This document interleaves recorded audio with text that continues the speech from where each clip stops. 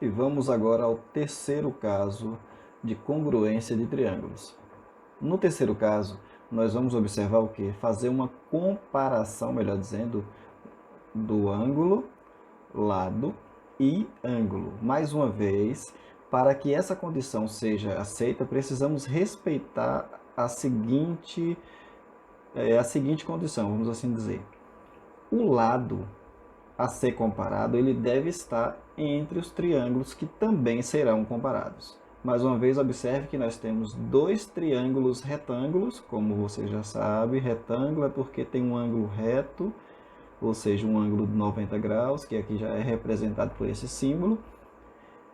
E vamos comparar agora dois ângulos. Este ângulo vai ser comparado com este. Nessa situação aqui fica bem simples, porque nós já sabemos que este mede 90 e este também mede 90. Então, nós estamos comparando o ângulo A com o ângulo M, ou seja, se eles são iguais, eles são congruentes.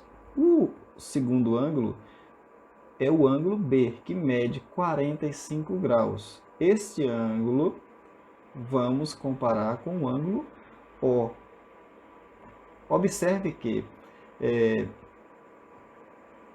o ângulo a ser comparado está na mesma linha de um dos catetos, ou seja, do lado oposto à hipotenusa, que como nós já vimos antes, a hipotenusa fica do lado oposto ao ângulo de 90 graus. Então, muito cuidado com isso aqui. Ó. Precisamos observar se os lados e os ângulos estão na mesma direção. Fazendo a comparação, acabamos de observar que este ângulo é congruente, este ângulo também é congruente, ou seja, o ângulo B tem a mesma medida que o ângulo C, ou que o ângulo O, desculpem. Comparando os dois ângulos, agora vamos observar a medida do lado que estamos comparando. Este lado AB, o lado que fica no ângulo de 90 mais o ângulo de 45, observe que também está na mesma direção, ó, o ângulo de 90 na mesma direção do ângulo de 45, eles medem 4 centímetros. E outro detalhe importante é que este lado está no meio, está entre os ângulos de 45 e entre os ângulos de 90. Aqui também da mesma forma. É uma das condições, como eu falei antes. Se ele não estiver no meio, não vai atender ao terceiro caso. Então, esse é o terceiro caso. Resumindo, os ângulos serão dois ângulos a serem comparados e o lado a ser comparado, né, que é um só, ele tem que estar no meio desses ângulos.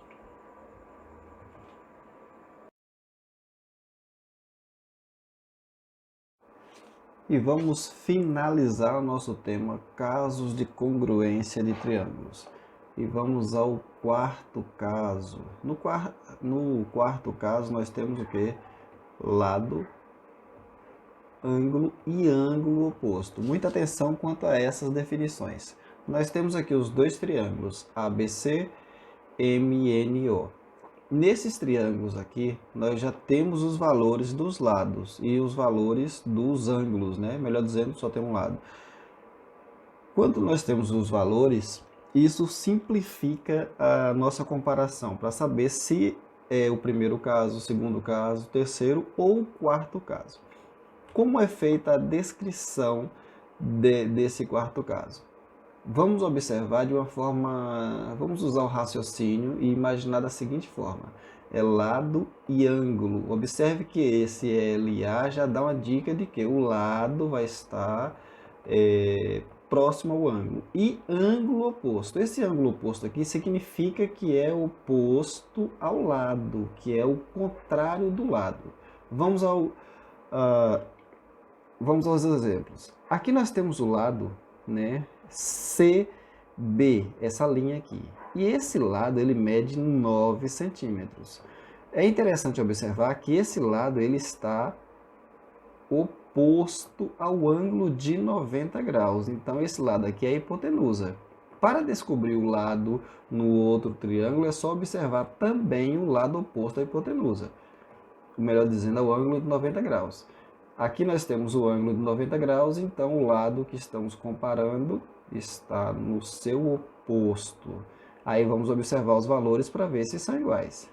O lado CB, ele é congruente ao lado ON? Sim, porque tem as mesmas medidas. O ângulo A, que é este ângulo aqui, como nós já vimos, ele mede 90 graus. E fica simples de comparar porque é o ângulo reto, é aquele ângulo de 90 graus.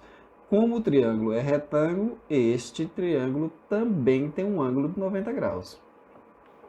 Então significa que este lado é congruente a este lado.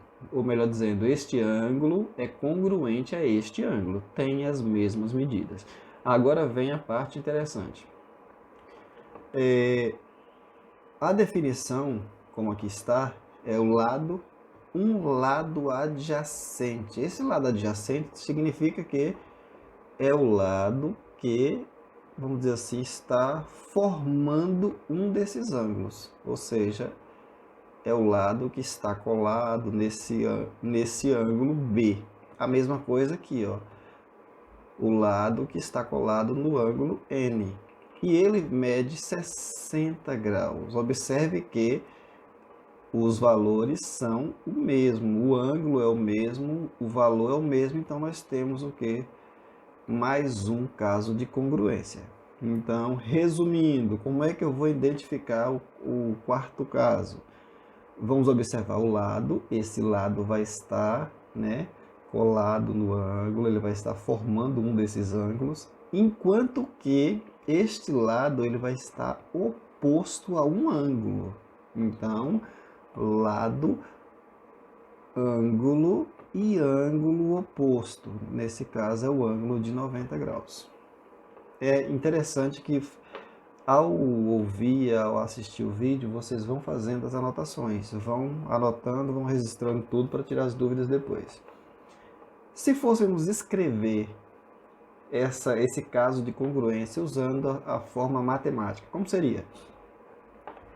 O lado CB, nós vamos escrever, vou tentar escrever aqui, o lado CB, lembrando que matematicamente para escrevermos lado, vamos pôr um tracinho acima das letras.